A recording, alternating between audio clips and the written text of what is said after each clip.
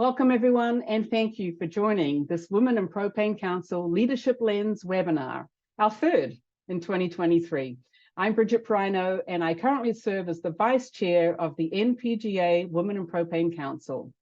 So following all of our webinars since last November, we've asked each attendee who answers our exit survey to help us determine topics for a future event. And diversity has consistently garnered votes. Personally, I don't think there is a better time than today to talk about this topic. So thank you all for tuning in. We have an incredible lineup today.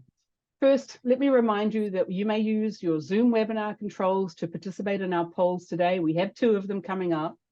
We also welcome your questions, so please use the Q&A facility. If you hover at the bottom of your screen, you'll see that there, rather than the chat box. That allows us to see the question and be able to respond to you offline as well, and also after the fact. So please use the question box facility for that. And when you leave the webinar, finally, at the end of this incredible session, you'll see a very quick 2-question survey. How'd we do? And what other topics are you anxious to hear from the Women in Propane Council? Let us know that, and we'll get right onto that in our upcoming programs. So welcome. I'll let you know we're also recording the session today, and the recording will be mailed out to anyone who registered for the event in advance of the event later on this afternoon. So something to look forward to as well. Please remember, share this video with your colleagues, people that you work with, people who weren't able to come, people who didn't think to come. I think it's going to be useful for everyone to take a look at some point in time. So to kick things off today, I'm delighted to introduce my colleague in the Women in Propane Council, Paula Summers. Paula is the chair of the Women in Propane Council and also the VP of Sales and Strategic Partnerships at Civista Leasing and Finance. So today, Paula is here to welcome you all. Paula? Thank you so much, Bridget, and thank you everyone for joining us today. The Women in Propane webinars are just one of the many programs that the Women in Propane Council of NPGA offers to all NPGA members. We have our webinar series, so thank you for joining us on this today. We have our podcast series. We also have a knowledge exchange program, which is a mentorship program. And we also have a very robust state ambassador program, which is encouraging networking and engagement at the local level. All of these wonderful programs can be found on our website, womeninpropane.org. We also have a couple of upcoming events I wanted to share with everyone. The Board of Directors NPGA meeting in Louisville next month. The Women in Propane will have our annual fall meeting there, and we will also have the popular no-host luncheon. So if you're coming to Louisville, please join us for those events. And also the NPGA Southeastern Expo in April in Charlotte. We'll be presenting a disc training, and we'll also be having our roundtable, which will be the Women in Propane podcast live. So it's going to be really exciting, and I hope everyone can join us. Thank you.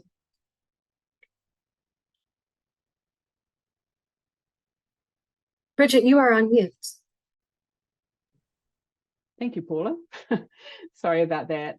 Thank you so much for that wealth of information. And of course, you can email us at WIP, that stands for Women in Propane, at npga.org.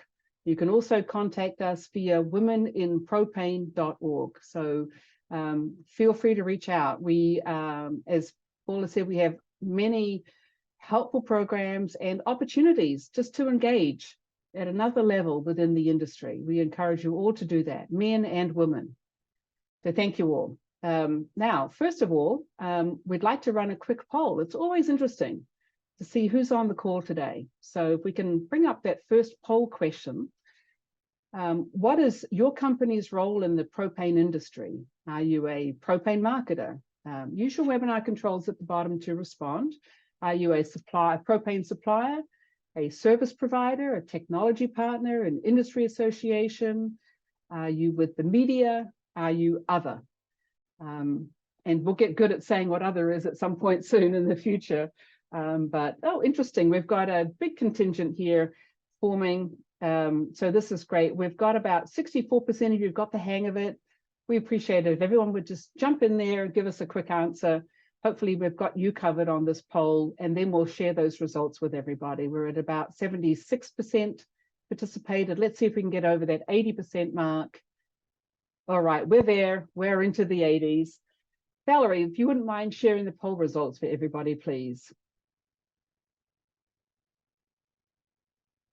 All right. So as you can see, we've got a big contingent from the propane supplier front, but also propane marketers and service providers following along behind that. So that's always interesting to know. And panelists, which we'll introduce them in a minute, you will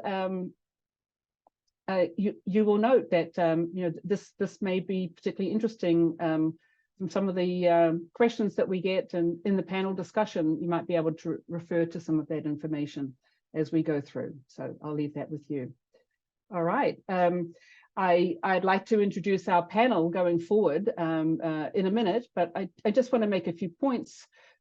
First of all, one of them is there's a lot of research out there about diversity in the workplace. And one group in particular, McKinsey Co, has been examining diversity in the workplace for a number of years. Their study, Diversity Matters, examined proprietary data sets of over 366, I think it was exactly 366 public companies across a range of industries across Canada, Latin America, the United Kingdom, and the United States. And in this research, they looked at metrics such as financial results and the composition of top management and board within these organizations. And I think it's very apropos and interesting. The findings were clear. Companies in the top quartile for racial and ethnic diversity are 35% more likely to have financial returns above their respective national industry medians. And also, companies in the top quartile for gender diversity are 15% more likely to have financial returns above their respective national industry medians. So, you know, there's a lot of research out there. I know that there's a lot of activity in the industry. You know, I think speaking to everyone on the call today, you know, what do you think makes up the most valuable asset of your brand when you think about it, right? And I'm going to suggest that it's not your technology, and it's not even the services that you provide either. Those honors belong to your employees, and they are the anchor to everything that is going in the right direction for your company. But what if the answer is diversity? Not only is it about time the topic got the attention of management and decision makers, but it's also a time that we take a look at it with a bird's eye view. And McKinsey believes that brands that haven't embraced diversity already should be making adjustments to accommodate it. There's a richness in diversity, as it gives your business a well-balanced setup that it's lacking in a homogeneous work environment. It also helps with business growth. So I think it's pretty fascinating research and thoughts on this, and it's definitely a timely topic for us to talk about today as we go through this event.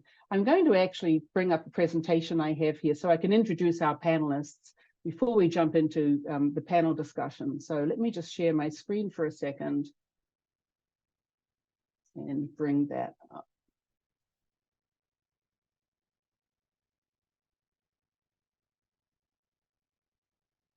Okay, just bear with me 1 second while I put that onto a different screen.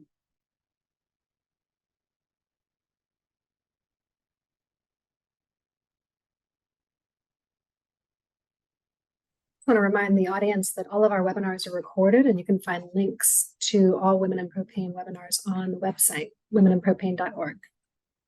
That's right. Thank you. Thank you for that brief interlude there while I get my technology sorted out here. Okay, we'll just put this down onto this one here and bring that up. There we go. Okay, so let me just share that screen for you right now.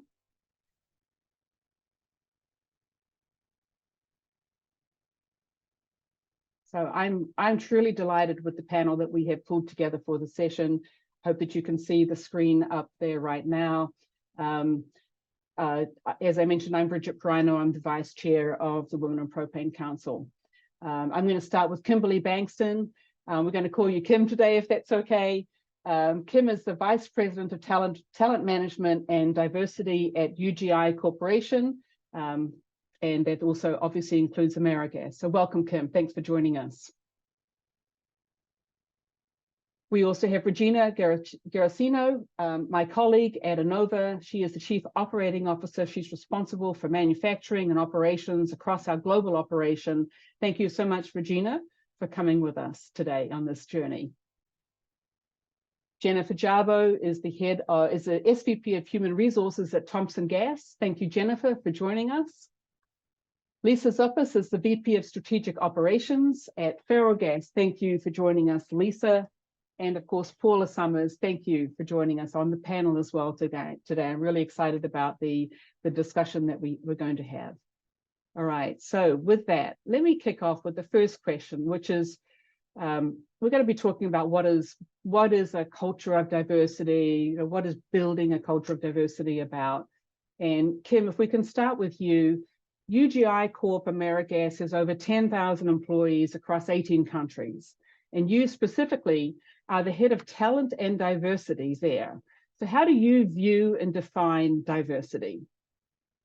Thank you. It's a great question. And if I look at my role with talent and diversity, they are symbiotic and they go hand in hand. What's important when we think about diversity, the way we have it is with our strategy around belonging, inclusion, diversity, and equity. So let me just break that down for a little bit, because I think that will help us kind of set the context for what we're going to talk about today. When we think about diversity, think about all of the elements that make up a potential employee population or a candidate population. A lot of times we think of that as demographics. Some of that is what I call the more traditional demographics: ethnicity, gender, such as women, but also there are other demographics: neurodiversity, military service, socioeconomic status. When you start think regional status, where do you live, right? How does that play into where you may want to work or how you work?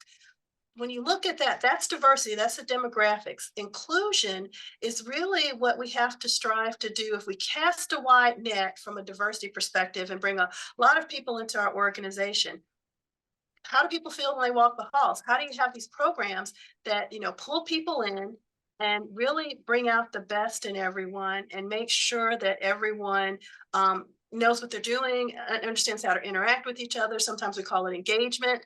That's inclusion. Equity: remove the barriers, right? As you're bringing people in, how do you remove barriers? Historically, there might be different barriers. There might even be barriers you don't even know about, right? And then finally, when we think about belonging, that's what you reach from a journey perspective. That's when you have what we call the stickiness of, I've cast a wide net, I've brought a lot of people in, I've really had programs to work to make people feel that they belong in the organization, they can grow in the organization, and they have a future in the organization. And then they feel it, they know it, and they then reach out themselves and almost become ambassadors. That's the belonging piece. And so when we really think about the whole area of diversity, it's all of these elements, not just the demographics. You have to be focused in all of these areas. That's a really helpful definition of all of those, of diversity, of inclusion, and of belonging really being internalized. Thank you for that. Paula, as a leasing and finance service provider and chair of the Women in Propane Council, what's your perspective here? Well, I think it's important to realize in the propane industry, we're not just talking about, ethnic and gender diversity within our organizations, but we also have ethnic and gender diversity in our customer base, right? So thinking about the people that are delivering fuel, your next great employee referral may come from your driver who's out delivering fuel. So I think it's important to remember that, our customer bases are also diverse as well. That's a great point. Absolutely. And they see who their provider and how their provider treats diversity or is diverse. So a good point. Lisa, so not only is Ferrogas one of Newsweek's 2023 most trustworthy companies, I did my own little Googling on that one for you in America, but you're also the only large-scale US propane company now with a woman at the helm. So tell us more. I'm interested in what diversity means to Ferrogas today. That's right, Bridget. Not only do we have a female CEO, 40% of our executive leadership team are females as well. And I agree that diversity means bringing underrepresented groups into our industry. But I think it's also important that we bring those groups into our decision making. When we have diversified thoughts, discussing issues and collaborating, we reach better decisions. We all win when we have different voices at the table. But when we talk about a culture of diversity, I think it's really important that we're talking about respect, that we're talking about the expectation that our culture will envelop and connect people, and that we work together, like Kim was saying, to create that belonging. It's such a great point. Respect. It's so true. Thank you. And Jennifer Jabo is the head of HR at Thompson Gas. Can you tell us what diversity means for today's leaders? Yeah, absolutely. I think it's really important for leaders to recognize that diversity isn't just an HR strategy. It's a business strategy. And so HR cannot be the only group in the organization driving a diversity strategy, right? We have to figure out how do we integrate that into the day-to-day operation and everything that we're doing from the top down. So I think leaders today need to certainly recognize that it's part of the day-to-day business strategy and that they all have ownership over that. And there are small things that they can do every day. It can start with, as someone mentioned, making meetings more inclusive, ensuring that different voices are being heard and a part of decisions. But again, just verbalizing and being vulnerable to say this is important to us from the top down is a first step for sure. Absolutely. Thank you. Well, I'd like to ask the panel now, how are we actually doing in terms of diversity in propane? Kim, would you care to kick off on that? I think diversity in propane is very interesting because there's so many avenues into propane. I think with the work that we're doing around women in propane and some of the different efforts that are now coming forward in diversity, we're starting to see an increase, whether that's an increase on boards and representation, increase in leadership. For instance, in our AmeriGas business, about 50% of our leadership team is diverse, women and diverse. And then if we start going down to our director and below level, we also see that pipeline increasing. But we also have to be careful to look at the feeder jobs that are coming into our industry. A big job that we saw many people were in the propane distribution, drivers.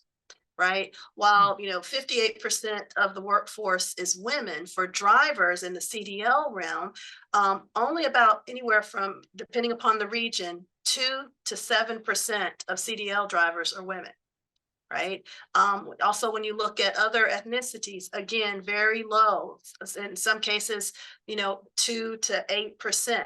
So when you think about, that's a big pool of people that we're hiring. And so we're missing an opportunity. How do we get more women? How do we get more diverse talent into jobs such as our driver's jobs? Because back to what Paula said, this is not only about our employees, it's also about our customer base as well. Exactly. Anyone else like to jump in on that? How are we doing in diversity in propane? You're making progress? Yeah, if I could jump in, I think it's really important. I think there's a lot of opportunity for us to diversify in propane, and industry diversification is an important one, right? And so I think traditionally, the pipeline for management or leadership positions has come from promoting from within. And that has typically not been a very diverse population to work with, right? And so I think thinking outside the box and understanding that we can bring people into management that may not come from the propane industry is going to allow us to have that flexibility to get more people of color, to get more women in branch management and higher levels, right? Because we've got to start to kind of fill that pipeline and think a little bit outside the box in that regard. So I think that's a really important piece to look at as well. Yeah, kind of like getting them on the ladder in the first place, right? Yeah, yep, absolutely. And giving them that little push, seeing the potential. Regina, anything to add on that? Well, the one thing that I wanted to discuss was the importance of understanding and fostering diversity of thought and how important that is to making business decisions. We all know, and we've talked already about this, about how various backgrounds, cultures, and experience can they come together to solve a problem. Each of those people bring a unique perspective, and it leads to a more creative solution than if everyone had the same way of thinking. And I'd actually take it one step further and say that understanding perspective is a key leadership skill, and that there's great value in recognizing different perspectives and how individuals see the world. It's their personal point of view, and it's shaped by their life experiences, their values, their current state of mind, and a lot of other things. And as leaders, the first thing we can observe is what we can learn from the perspective of others, and how we need to consider those different viewpoints and in situations and making better decisions. So, it is a challenge for the propane industry, and we may not be as diverse as we want to be, but we need to keep that customer top of mind, and we need to consider that as the world gets more diverse and more global and more connected, that those perspectives change. And we do live in a world that goes fast, and we don't always take the time to step back. But when we're going fast, leaders often confuse their perspective with reality and don't consider others, and sometimes that customer. So I think about a lot of specific functions and things like product development, which is super important to our customers. And customer insights should drive new product ideas. And increasingly, customers want things to fit their unique needs and want them to be delivered by companies that share their experiences as well as their beliefs. So I think there's a huge linkage between diversity and not only making good decisions, but really great business decisions. Thank you. And I think McKinsey would agree with you with that as well. They've done those studies. So there's the linkage there. Is diversity really driving smarter decisions? And that's really thoughtful input there, Regina. We do have a question from the audience, and I think this is a good, send them in, folks. This is a discussion. For Dubos asks, kind of a two-part question, and we can take the first part now. What are some of the common challenges faced by marginalized groups in our workforce? Do any of you on the call here have a sense of what some of those challenges are in the workplace today?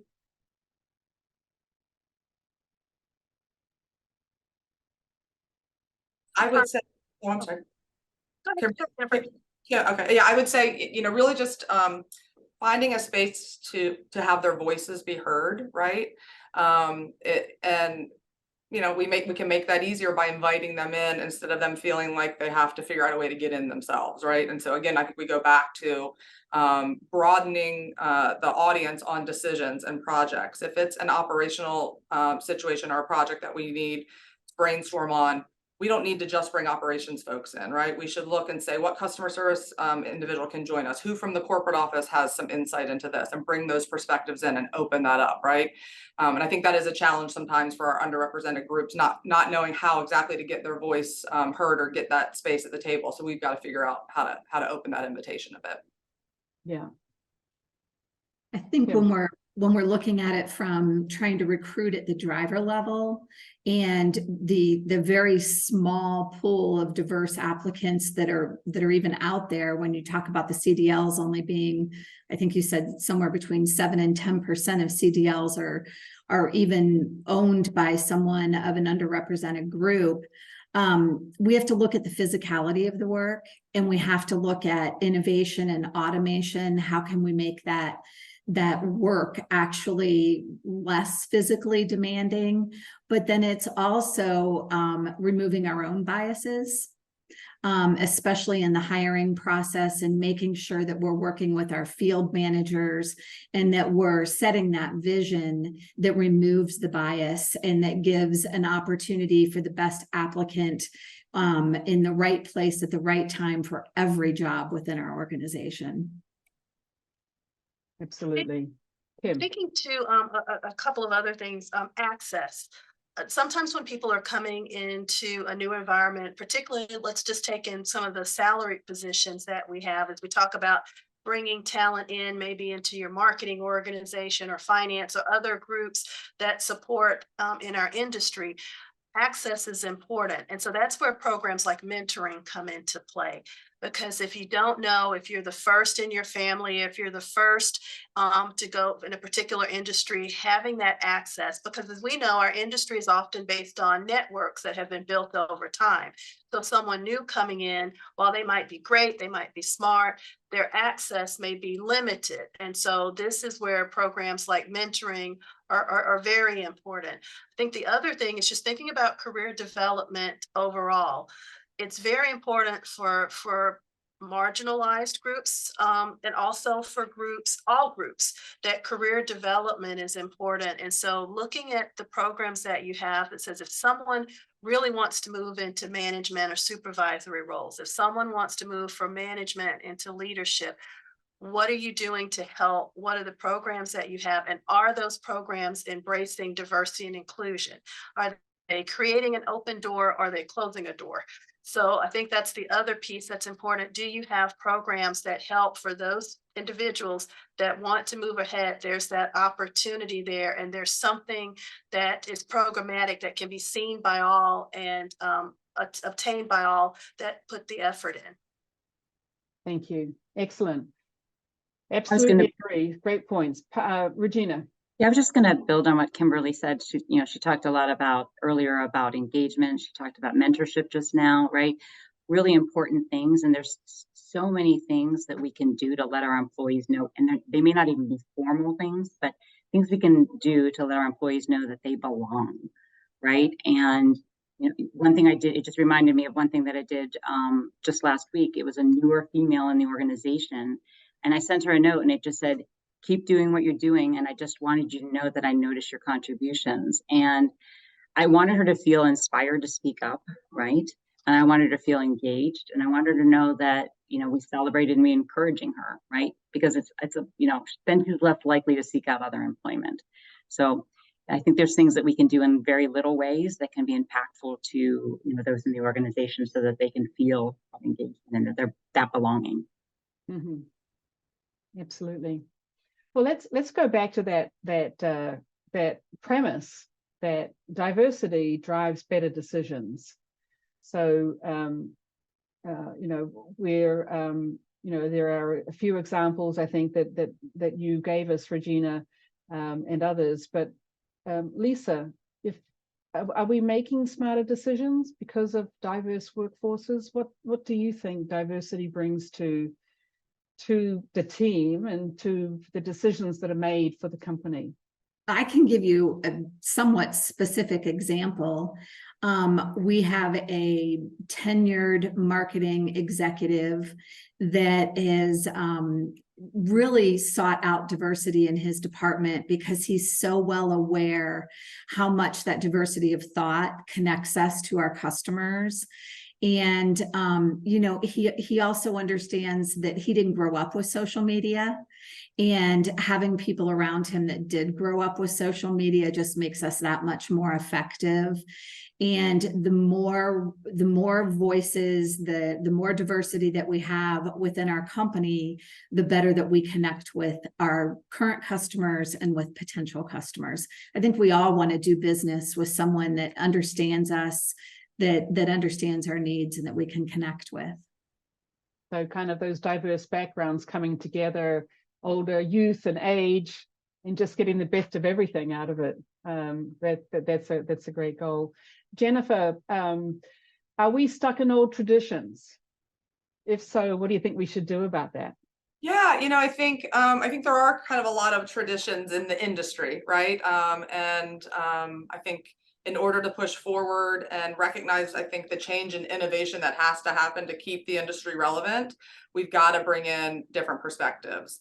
One thing that we've done at Thompson Gas is we've really enhanced our internship program, which has allowed us to target, obviously, younger generation, but also more diverse candidates from a racial diversity, socioeconomic diversity, and instead of simply putting the interns in our corporate office roles, we've created a field management intern program. And so it's amazing to see when we get these young, thoughtful college students into our branch operations with our really tenured and experienced propane veterans, the magic that can happen. And I almost feel like the veterans get more out of it than the interns sometimes, which is exactly what we're trying to promote. And so we're really cognizant about every training that we have. If we're doing leadership development, being really, really thoughtful about who we're bringing together to ensure that we're getting that balance within each training that we do or each project that we're running. It's going to make the change that is inevitably coming for us to keep up a little bit easier. And we're preparing those kind of more tenured industry folks for, I think, the change that's coming. And so I think we all need to be thinking in that realm for sure. Mm-hmm. So I kind of heard an element in there also about, you don't have to necessarily have turned the wrench or run a branch or whatever to be given the opportunity at Thompson. Absolutely. That's it. I think the technical knowledge and skills are really, really important, but they don't equal, the perfect profile for leadership, right? And so someone that shows really great leadership aptitude can learn the technical skills. One of our biggest success stories specifically out of our internship program is a young lady that we brought in 2 years ago into our field management internship program in the upper Midwest area.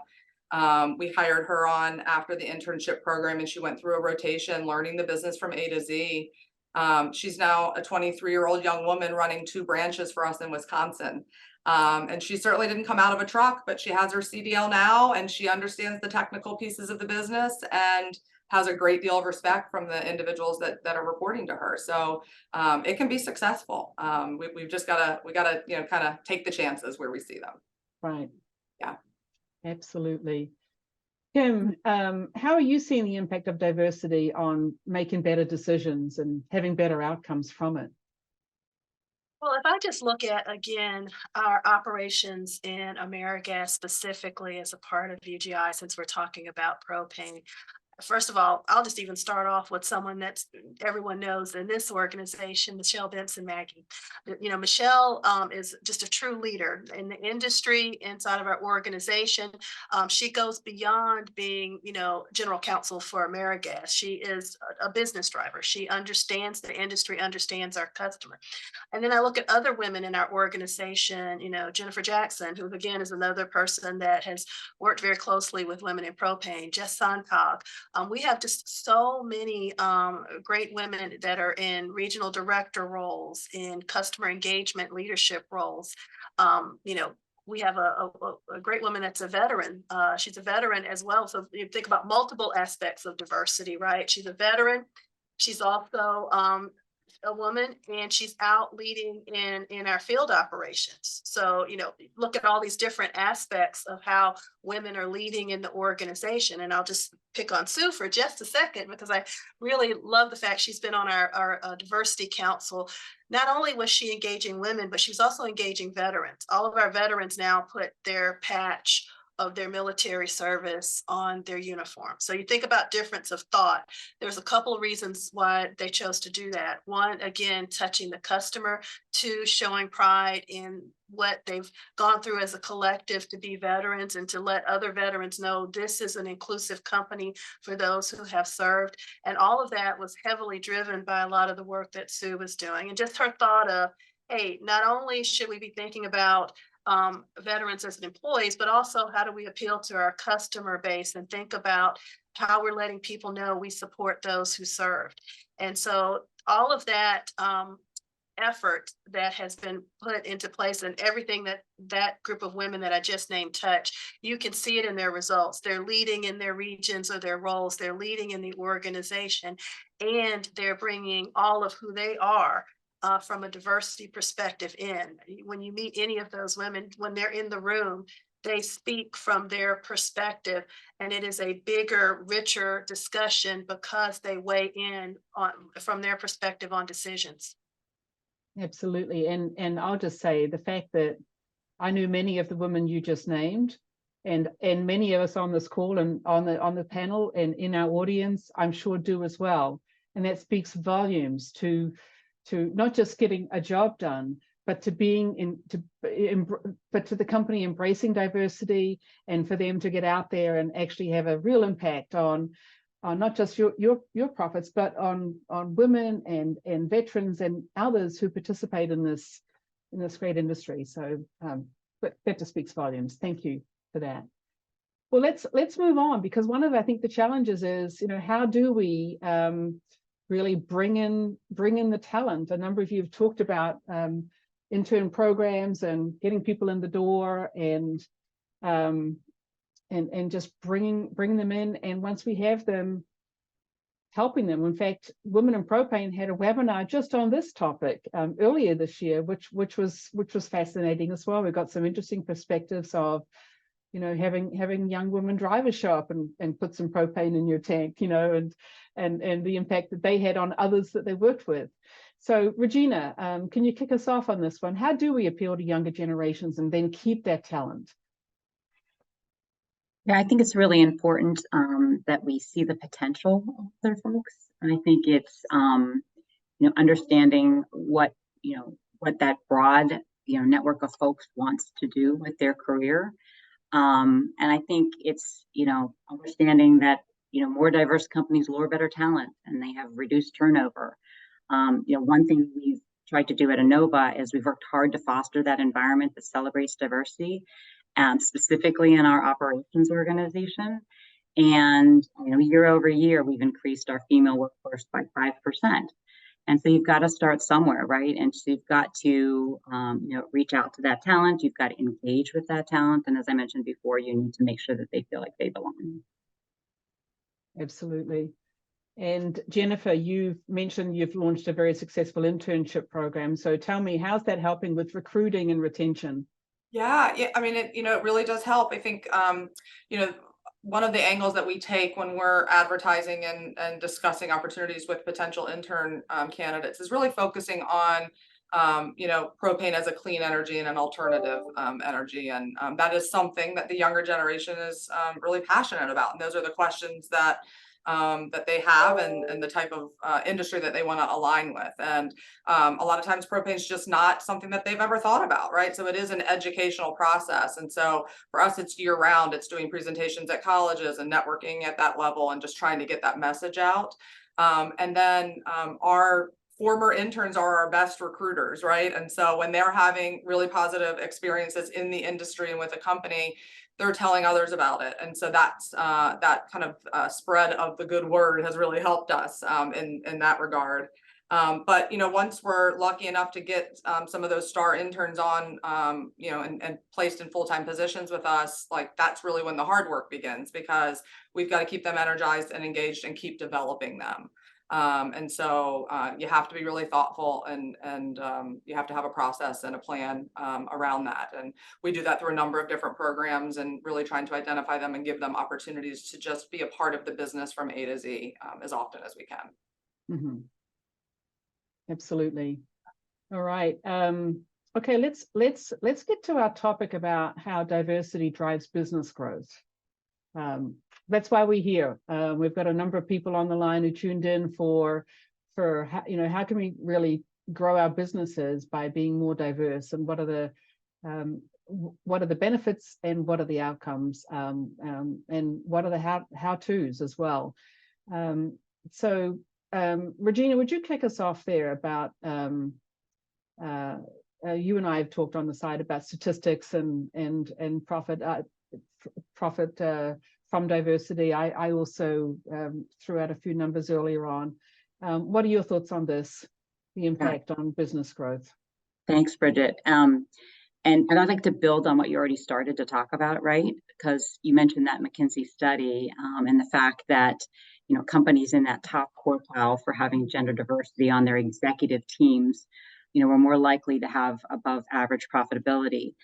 I think what's really interesting about that, if you double click, is how that number has changed over time, and that number has continued to grow, right? So the importance of having gender diversity on your executive team has increased in terms of the above average profitability that those companies have. So to me, it makes sense to me. It was one of the reasons why I was excited to join Innova. And I think, we need to continue to remind ourselves that the most diverse companies are now more likely than ever to outperform their diverse peers on profitability, as well as meeting the needs of their customers. That same study, the other thing that I thought was shocking was that more than a third of the companies in that study still had no women at all on their executive teams, right? So that speaks to the lack of progress across all industries. So again, this is not specific to our industry. But the one thing that they appealed to was, and Jennifer already mentioned it, is having a system and a process, right? To really lead the company through how to improve in this area. And then the last thing that's really, really important is for leadership to hold themselves accountable, right? So you can have all the great programs in the world, but if you don't hold yourself accountable to delivering on those goals, that's most important in terms of moving the needle in this space. Mm-hmm. Absolutely. Yeah, it can be a lot of work, honestly, to build a diverse team. So, there's a message in there, right? Become diverse and hold on to it. It's good for business. Okay. I note that according to a study by Glassdoor, 57% of employees think their company should be doing more to increase diversity. So that's a majority. Employees care about diversity in the workplace and want to work in diverse, inclusive environments. The majority of American employees not only want to see their companies invest in diversity, but think they can be doing more to increase diversity. So, we've talked about a number of things. I mean, I love the idea of putting something on a uniform and wearing it proudly out there in customer base. Small steps for big results. So, Lisa, you mentioned 40% of your leadership team are women. What are some of the things that you think are really easing the ability to drive business and create a diverse workforce at Ferrellgas? First and foremost is treating people like people and understanding that we're dealing with a whole person and work is only one facet of that. It's avoiding burnout. It's making sure that our employees are taking their paid time off, and it's being flexible wherever we can be flexible. And creating that work-life balance not only helps us retain employees, but that's what attracts people. That's what's going to attract the younger generation. ESG is important to them. Knowing that they work at a place where there's a why is important to them, and knowing that they work for a company that wants to give back in the communities where they are. But I think that work-life balance has a lot to do with it, especially when it comes to gender diversity. COVID put a lot of children back in the homes, and it's really made it hard for women. And I don't think that the childcare situation in our country has been completely figured out yet. So whenever we can find that flexibility, and that flexibility is for the family, it's not only for the woman that's working for us, maybe it's for the husband that's working for us as well, helping him to find flexibility so that his family can have what they need as far as childcare goes. So to me, it's just looking at the person as a whole person. That's great advice. Thank you. Paula, you work with a smaller company. We'd love your thoughts to have the smaller company perspective on how you're able to leverage diversity to build the business and to attract a diverse workforce team. Sure. I think it's important to remember that a lot of the companies in the propane industry are small businesses, right? And you may not have an HR department. That doesn't mean that you can't build a diverse workforce. So, I always like to stick out my hand and say, hi, I'm Paula. It's nice to meet you. Tell me about your experience. So next time you're at an NPGA event, go talk to a woman, go talk to a young person, go speak to someone who has a different ethnicity than you, and learn about what they want out of an employer. And getting that firsthand knowledge from someone when you don't have an HR department, I think is a really good way to help these smaller companies grow and become more diverse. Mm-hmm. That's a great perspective. Thank you so much. Let's jump back to Jennifer. What has Thomson Gas been doing to promote diversity in the workplace, to bring on a diverse team? Yeah, I think the voice of the employee is really important in this, right? So I think when you look at that study, it's about what people are looking for in an employer and what they think their employers could do better. And we have to be really careful not to make assumptions about what we think our workforce wants, right?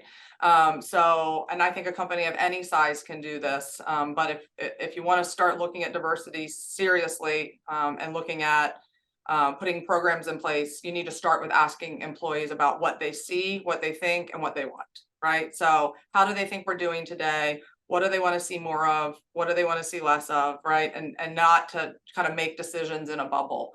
And I think if you can do that and consistently make sure you're bringing in the voice of the employee, then it's about them. And that's really ultimately what this is about, right? It's a very personal thing. Belonging and inclusion is very personal.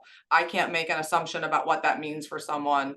I can do my best to try to walk in their shoes, but I need to just engage in open conversation. And so for us, that starts with like kind of building an environment of psychological safety.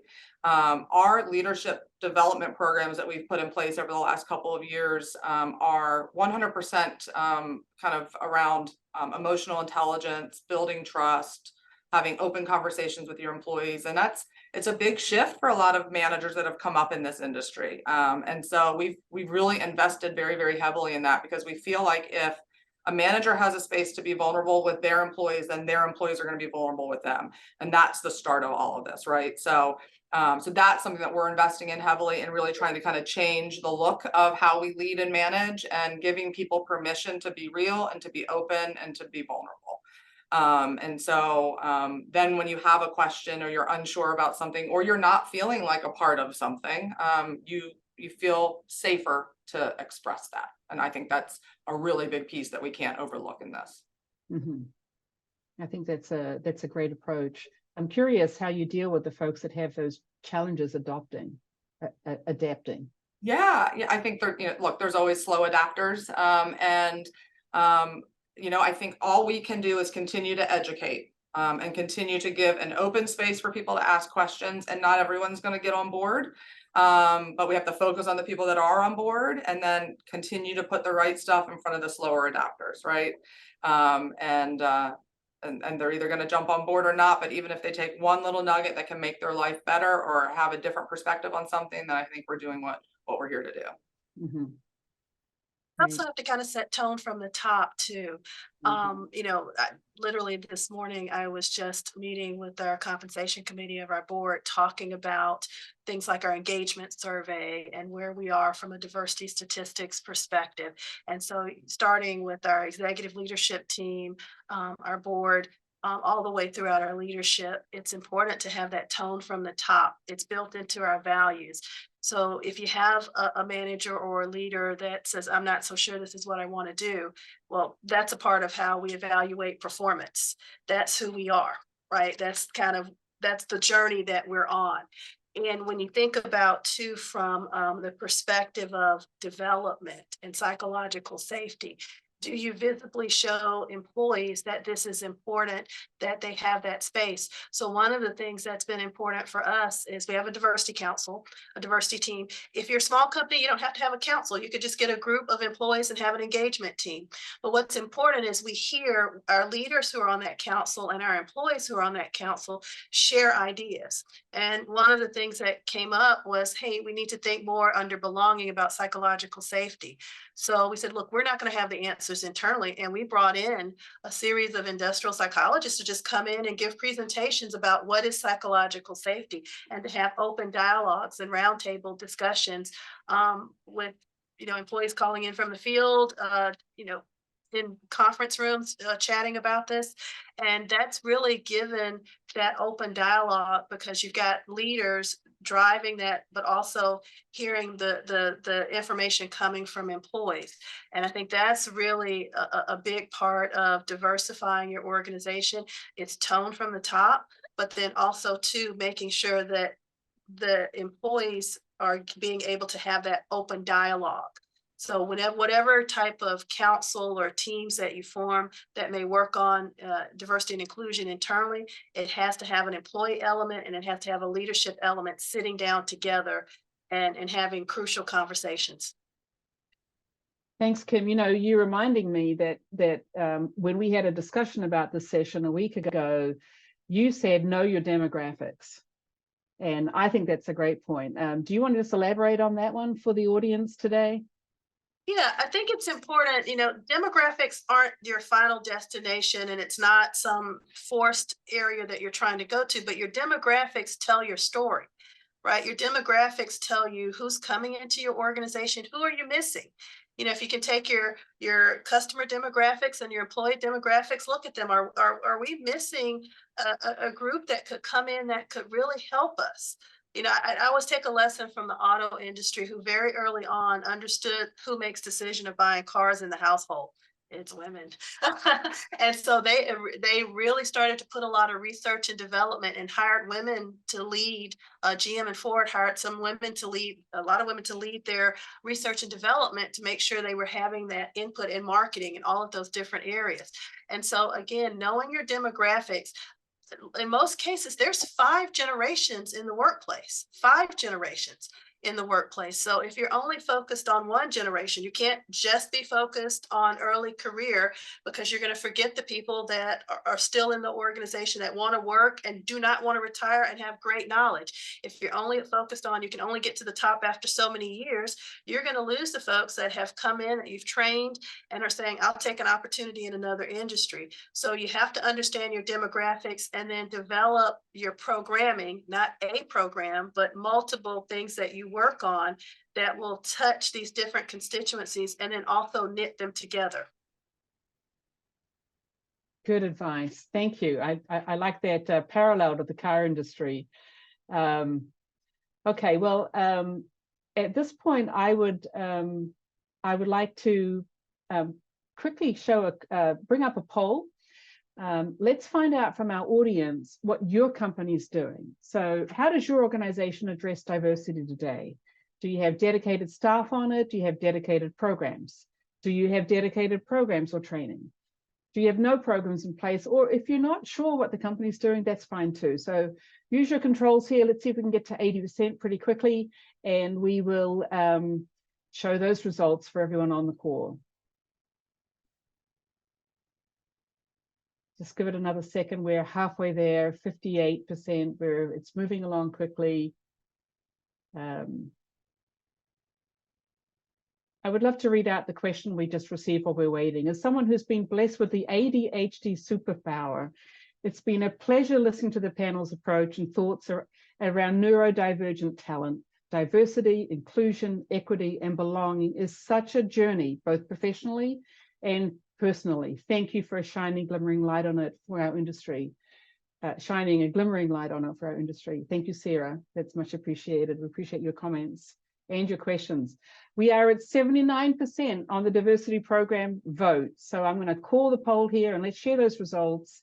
And as you can see, we have some good work in place, but the majority of the folks here, well, not really the majority, but a number of them have no programs. At the moment, we have 26% who have both dedicated staff and a program. It's awesome. Equally, we have 26% who have a program or training, and we have almost 10% that are not sure if their company has anything in place, which could mean that they likely do not.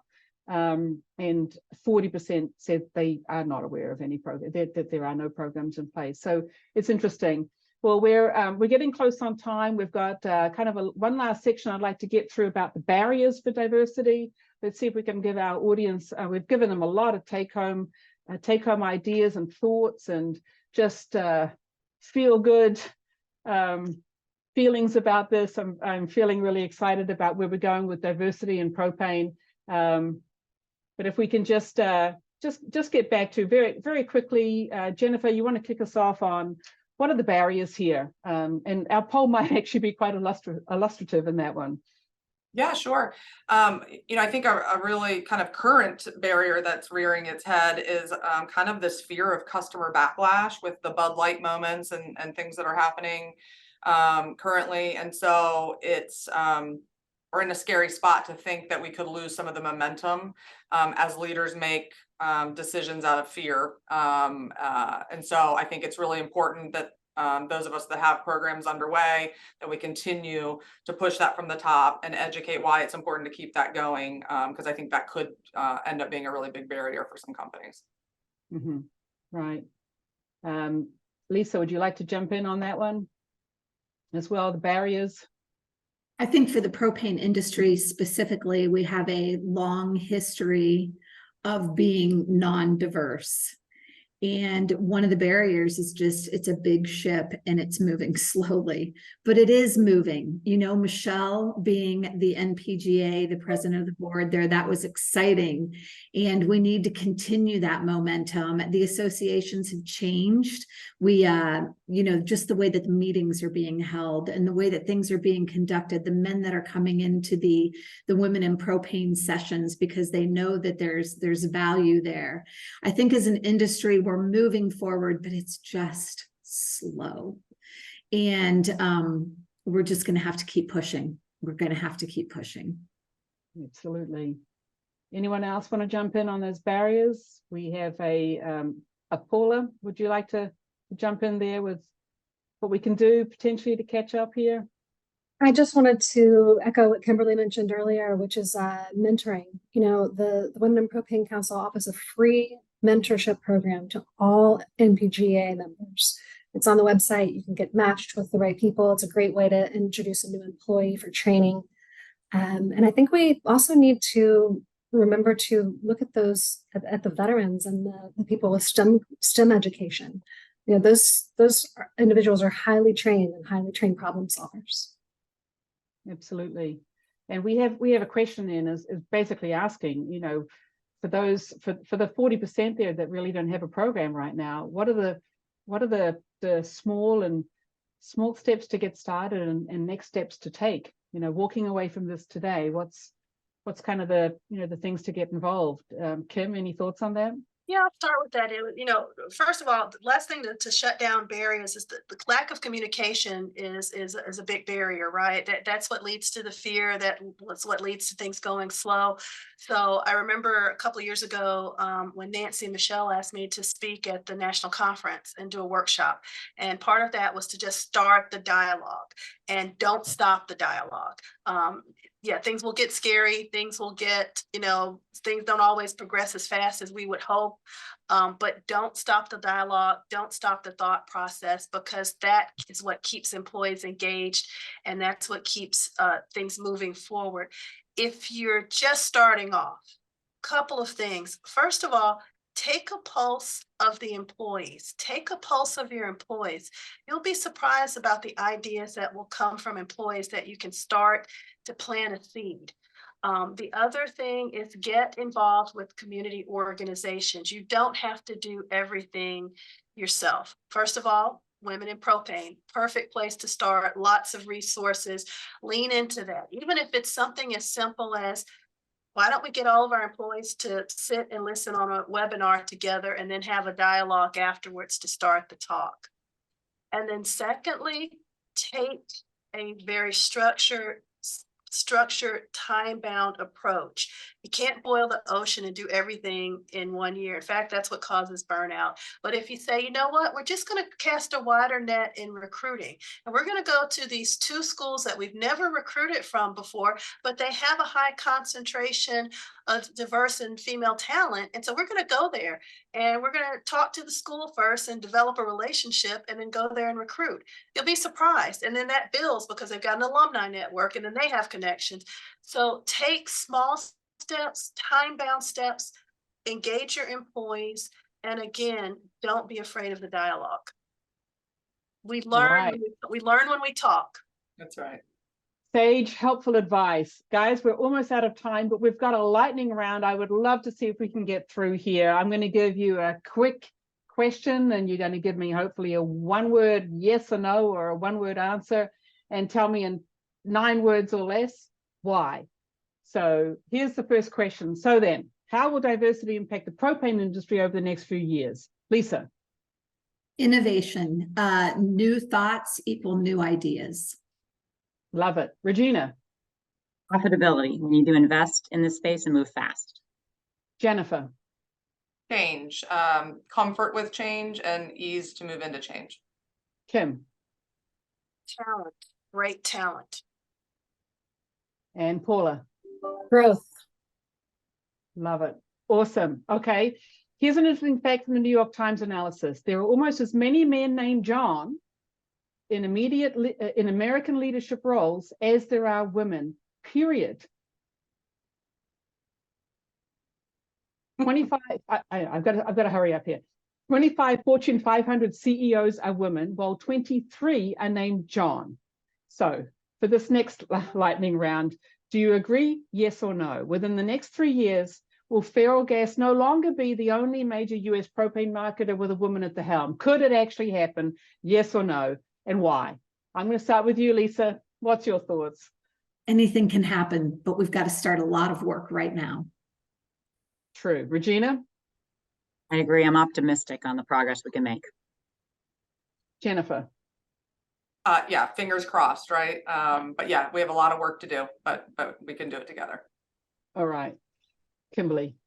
We're getting the right women, getting operational and field and headquarters types of experiences. It can happen. It can definitely happen. All right. And Paula? Yes, can't stop progress. Absolutely. Right from the head of the Women in Propane Council. Let's make it happen. Okay, so if a company has no diversity program, what is the one thing they can start doing right now? Lisa? Vision. You have to know where you want to go. Absolutely. Regina?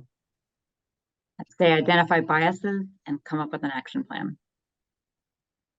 Jennifer? Talk to your employees, see what they need and want. Love it. Kimberly? Spend time defining what diversity and belonging are going to mean to you and your organization. Develop a mission plan. Excellent. And Paula? Referrals. Think about asking for referrals outside of your inner circle. Okay, awesome. And our final question, which could prove more detrimental for our industry?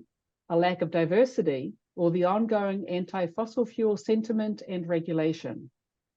Which one and why? Lisa? Two sides of one coin. They go together. We need a diverse chorus of voices singing the benefits of propane as we go forward. Absolutely. Regina? The diversity, because it helps solve the latter. Jennifer? I'm in complete agreement. We can't have one without the other. Excellent. Kim? Got to have both. Paula? Agreed, and change the conversation. You know, propane is really better for the environment than some other green initiatives. Well, that's a pretty resounding. We need to have diversity in our industry. We need to keep on it and celebrate its successes. So this discussion has certainly underscored the work that remains to be done, even as the case for greater diversity becomes more and more compelling. We live in a deeply connected world, and it should come as no surprise that more diverse companies and institutions are achieving better performance. Most organizations must do more to take full advantage of the opportunity that diverse leadership teams represent. That's particularly true for their talent pipelines, attracting, developing, mentoring, sponsoring, and retaining the next generations of global leaders at all levels of organizations, as we have heard so eloquently put today by our wonderful panel. Thank you. So given the higher returns that diversity is showing, it can improve innovation, ease recruitment, give us diverse perspective, and make tangible increases in productivity and performance. So let me suggest it is better to invest right now, since winners will pull further ahead and laggards will pull further behind, fall further behind. So a huge thank you to our panel today for their expert insight, their championship of diversity, and coming today and sharing with us all. Thank you, Kimberly, Jennifer, Lisa, Paula, and Regina. Really appreciate the insights today. I also want to thank the Women of Propane organization for being at the forefront of diversity and inclusion in our industry. I could not be more proud of the history of our organization, of the take action attitude mentality of its 600 plus members, and personally for allowing me the opportunity to be so closely involved with this important work. And finally, thank you to all of you out there, men and women. Thank you for coming today, our friends and supporters. I hope that this session and those incredibly accomplished women we have heard from today have inspired you. There will be steps forward, there will be steps backward, but together, step by step, we can and will make a difference. Rout out sexism and racism in our industry, give new opportunity to all, not requiring certain groups to prove themselves first, but seeing the potential, valuing the diversity, and driving our business growth in ways rarely imagined ever before. Thank you all for joining us today. Have a good one. Thank you. Bye. Bye-bye.